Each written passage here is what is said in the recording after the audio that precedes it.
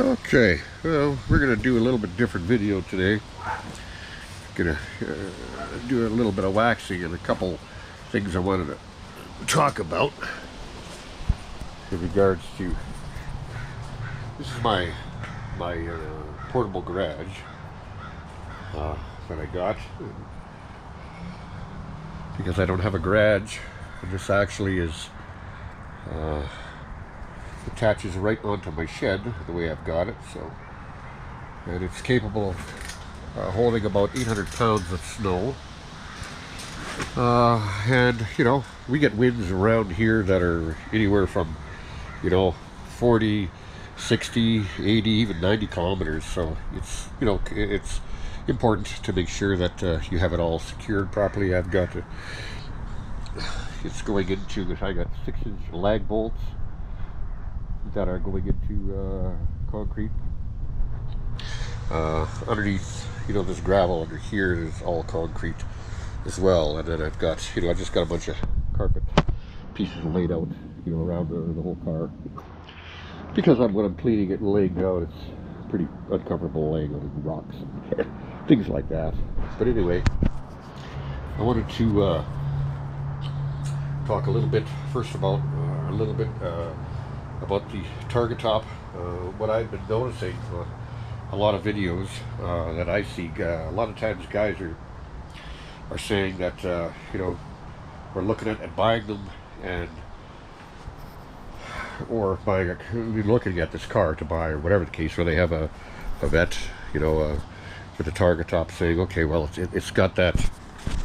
It almost looks like it's been on the top of it. It's got that decayed look.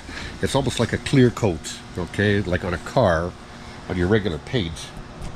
That kind of, when it's in the sun, it starts to peel, and it looks like it's diseased and stuff. You can actually, when that is the case, just sand down this top using, start with maybe 400 grit wet dry sandpaper.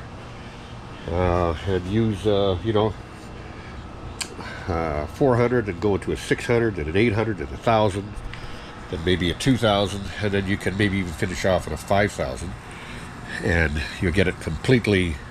You'll get all of that. What it is, it's a clear coat that they put on there for UV protection, and it rots and it looks like hell. And you think kind of like, oh, I need a new Targa top, but that's not the case at all. Mine is. It looks absolutely beautiful, and once you're sort of finished getting that, to where it's all sanded off and everything is good, this Meguiar's mirror glaze cutting compound is, and this is notice the 105 that's up here. Okay, that's the strength of it. I think that's pretty high. I think you can get to 120 or something, and then there's one that's called maximum. But I've had the maximum. It didn't appear to do as good of a job as this particular one. So, and then after you've used that with your buffer, then you could just use your regular Meguiar's Ultimate Polish, And when you're doing these compounds, it's important that you keep your rag that you're using to clean very, very very clean, and your buffing pad very, very, very clean as well. And in that way you get that. I don't even know if you can see it here like that, just because of the way you'll get sort of like a shot of a mirror finish coming on there. But you can see it's like a brand new finish. So now I just use a 6-inch rotary sander that's got kind of like the multi-variation to it, and it seems to work really, really good. But you have to push, you push pretty hard, and then after you do a real good coat, clean it off with a nice clean rag, and do it again, repeat that process like 10 times, and continue to do that until you're really satisfied that you've got a good sort of mirror finish happening there. And then once you put on your Meguiar's polish after that, it's going to look really, really, really good. So yeah, I just wanted to make a mention of that, because I see so many videos, guys talking about, oh, look at this, the Targa top is all, you know, gonna have to get a new one, you know, like $1,000 or something like that. So you don't want to have to spend that money and blow that money. Okay, so when I'm polishing, I always make sure that I start with a really perfectly clean buffing pad, like one that's for actual buffing. Not just any pad, because that's why they have different colors. You know, some are softer, some are harder, so that's important. And then I'll take one cloth, and I'll put a little bit of, you know, either spray it just with a little bit of, mist it with a little bit of water or something like that, or you can use, you know, some you know, a little spray wax, whatever the case, and make sure that the surface you're working on is dust free. Okay, it has to be dust free. If you just take the wax and start putting it all over the, you know, all over the fenders and pushing it in, you know what I mean, you might get little fine, tiny little scratches and things like that. Now, my paint job is not 100% perfect, but it's you know, it's certainly, you know, it has a great shine to it. You know, it's and I'm getting low on my wax, but I don't use a ton of wax, and, you know, just like so, and then I'll just kind of splotch it on here a little bit to the areas where I'm going to actually go, just to kind of move it around, and then turn on the sander. Now I'm just going to let it, because it's a variable, it's going to have like a little bit of a kind of like a little off-center mark. You know, I'll let it do that. And I'll just do one panel at a time and just go over the next panel, like, you know, a couple inches, whatever.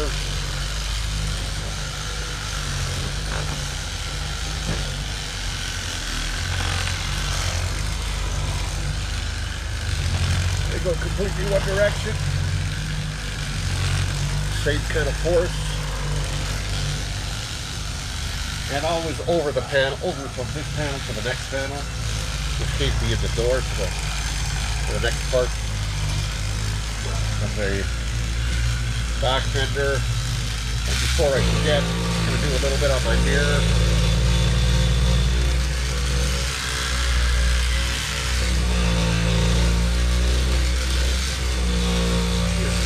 Okay, so now I've gone all these directions here,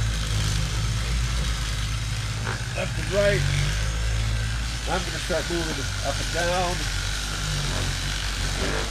Again, making sure I get onto this part of the next panel.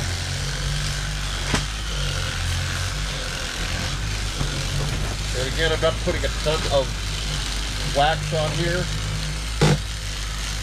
You know, just enough just to make it so I can look and say, okay, yep, there's wax going in there. I'll give it a second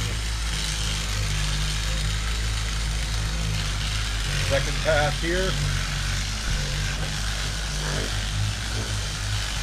Okay, now I'm going to work my way out diagonally.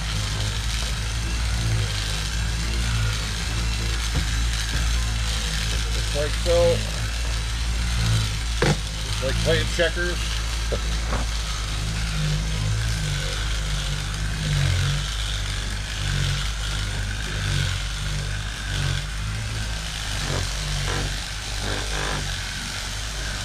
And then I'm going to work my way out reverse diagonally.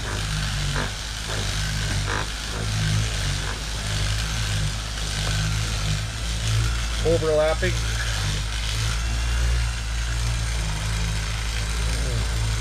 The last pass. Whoops, that's good. And I'm going to go back again. This way.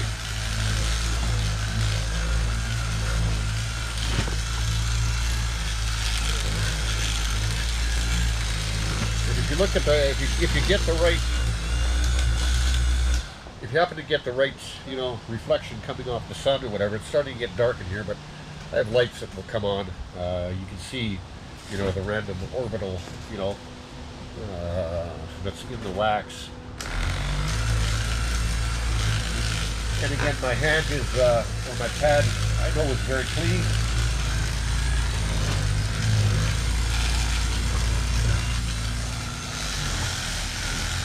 Now this last pass going back and forth, I'm going to put a little more muscle into it. You hear the RPMs drop.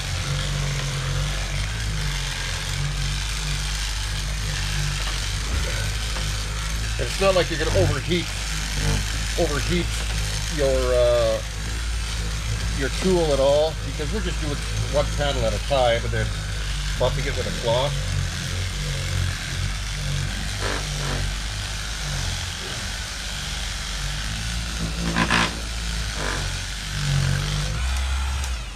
Okay. As you can see, my cloth is still or my buffer pad is still very, very clean.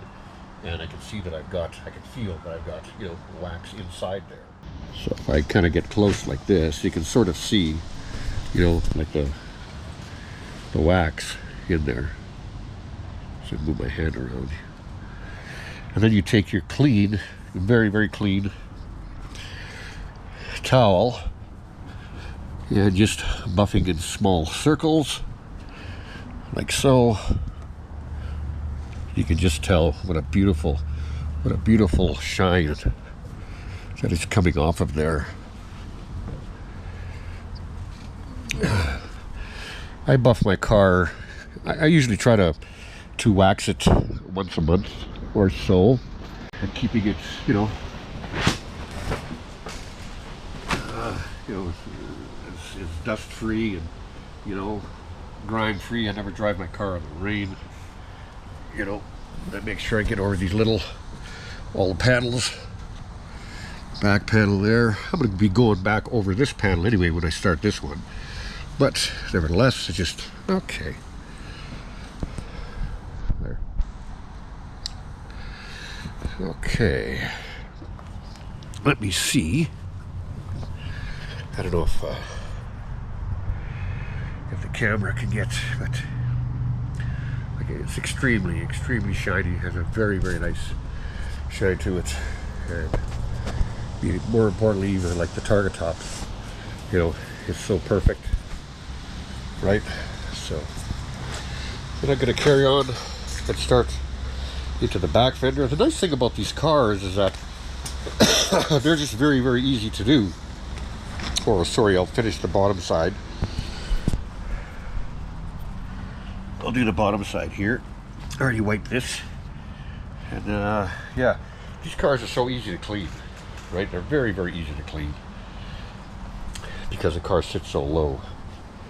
In the interior, it can be a little bit kind of crampy, but other than that, it's I think it's one of the easiest cars to clean, like for sports car, this is the only sports car I've ever had, so I'm not really sure, I guess, on others, but the easiest car that I've ever had to clean is my Vet.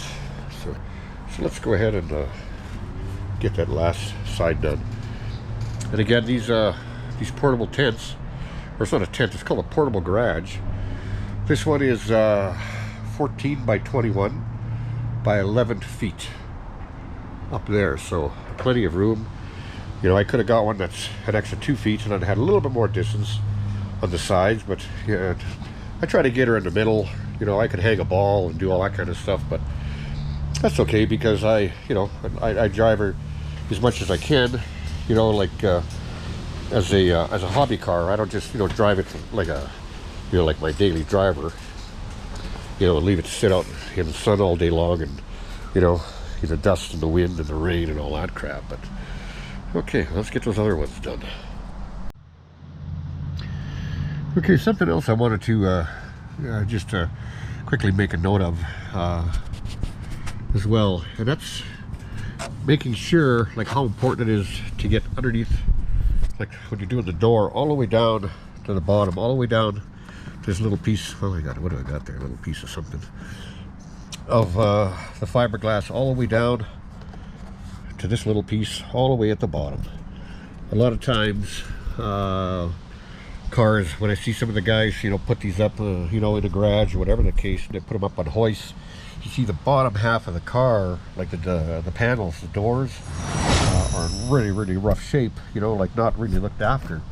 And it's so easy to, like, once I've already applied my first apply of wax, which is so easy.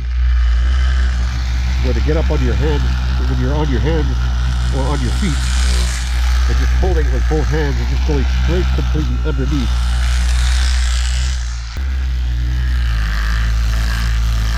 Because you want that all to be as beautiful. Like the part I was saying is with your holding it with both hands and right underneath. But I'm laying down at the moment, not the carpet. This is how it's doing.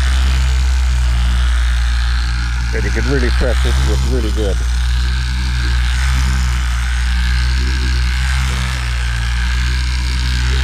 Okay.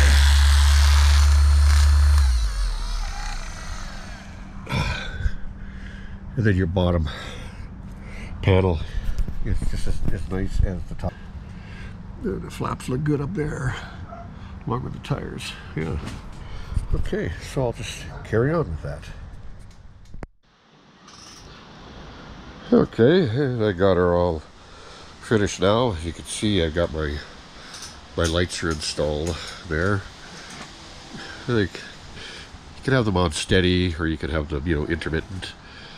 You know, come on, you know, with movement, things like that. You can change the light type, you know, make it more of a, you know, kind of a bright white or a yellow light. But anyway, this is a much better idea. You can sort of see better, kind of like the reflection and stuff coming off the paint. Okay, you can see inside how nice I mentioned on another video how nice the lighting is all done up in the car, you know, with this is kind of neat. I don't know if you can see the little Corvette thing down on the ground. It's on the carpet, and that's why you can see it at the door there, right there. But anyway, I'm gonna just shut off this. Is I've got this neat little Wi-Fi adapter, which allows me to hook my phone up to a FM channel on here, and then I've got I'm able to play, you know, music from my phone or talk to my phone hands-free.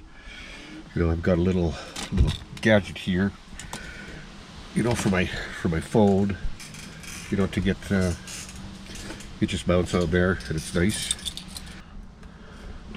They're probably not synced up, but let's keep this right here for a second. Yeah, I got a spider or something walking on me. A spider or something walking on me. And then I've got my my blue lights, which are attached up here. I can display text and all sorts of things. I have my heads-up display, which is hooked up there. I'll just turn on the car for a second. Nice, sexy looking headlights there. That's actually a very dim mode right now. And then I got some eyes. They blink on there, which is kind of cool. But like I say, I could, you know, change colors. There's a million different type of eyes that I can use, you know, to different colors, different shapes, all that kind of stuff. So it's all very neat in that regard. Take a little look around the car. Yeah, the paint is looking great.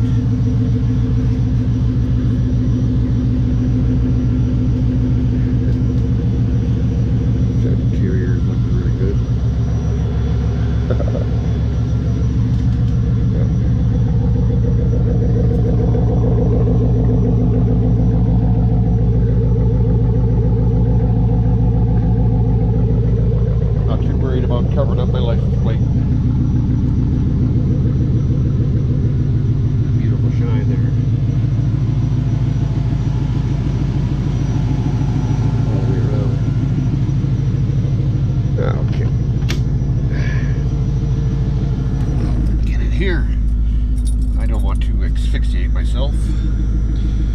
Okay. This is my... Well, that's awfully bright, eh? Okay. And of course, I've got my security cameras that are in here. They start recording as soon as I turn the car on. You know, I got that one there, which is shoots outside. Second camera right here, which shoots inside the cab. And I have a third light or third camera attached to the back. Yeah, so I got you know, a lot of kind of cool little thingies, you know, hooked up to give my car a little bit of modern, you know, to modernize it a little bit, to make it, you know, compatible with some of the toys that we have now. That's, you know, of course, weren't available in the 90s. So yeah, but just all the work that I did, you know, on getting the dash, you know, all lit up, you know, and everything, all the work I did last winter, you know, to clean away all the stuff in the displays, and, you know, taking all that stuff apart, it sure made a difference. And then upgrading, you know, the LEDs, you know, into all the lighting compartments, you know, like, check it out. Whoa. That's pretty bright. For my and then my Targa top as well.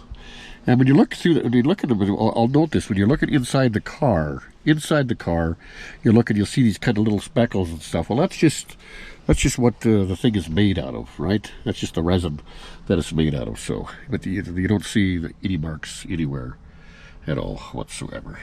So, shut my eyeballs off. Okay, shut all my Bluetooth stuff off. I can just turn it off this way, turn it off that way, however I want. Okay, so all is good. And of course, inside of that, you know, I've got upgraded lighting at the back as well, in my hatch, which is also really nice. So yeah, so that's pretty much it. I thought it yeah, it'd be nice just to share a little bit of, you know, put about 6,000 kilometers on it this year, which is quite a bit. So yeah, but it's so fun. And winter is you know, we're in fall now, so you know, pretty soon it'll be getting cold, and I don't know if I'm going to be putting this in a garage like I did last year, in a heated garage. But yeah, just a beautiful shide. Appreciate that. Y'all take care.